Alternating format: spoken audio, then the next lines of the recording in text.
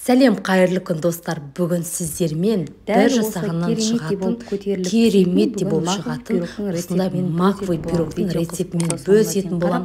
Видео қызық болса, видеоны жоғалтылмасын каналыма подписаться жасап, қоңырауша белгісін басып қойды ұмытпаңыздар.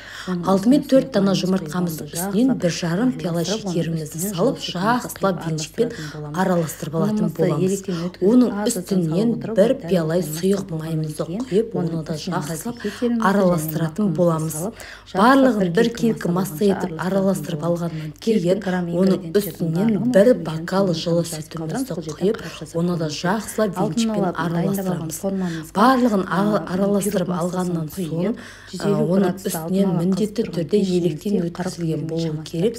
Осылай електен өткізген ұнымызды аз-аздан сала отырып, арасында түйіршігі қалмайтындай етіп, дәл осылай венчикпен бір келкі араластыратын боламыз. Барлығын жақсап араластырып, бір келкі масса болғанша араластыратын боламыз. Достар, керекті заттардың грамм массаларын ешқандай таразының көмегінсіз пиала стаканмен мен сияқты өлшеп жазсаңыздар болады. Барлығын осы видеоның төменгі жағында описание бөліміне жазып қалдырамын. Барлығын бір келкі масса етіп араластырғаннан кейін 1 пачка разрыхитель, 1 пачка макымызды қосатын боламыз. Яғни разрыхителіміз 18 грамм және макымыз 25 грамм. Барлығын қосып 1 келкі масса болғанша араластырып дайындап аламыз. Осы пирогты дайындамасын алдын пешімізді қосып қыздыруға 150 градусқа қойып қоятын боламыз. Міндетті түрде қызып тұрған пешке салу керек. Пешті қыздырып алғаннан кейін, қыздыруға қойғаннан кейін барып пирогтың массасын дайындайсыздар. Дәл осы дайын болған массамызды арнайы формамызға, мен 24 диаметрлік формаға құйып, 150 градуста 45 минут шамасында пісіріп алдым. Пісіру уақытында ешқандай да бетін ашып көрмейсіздер.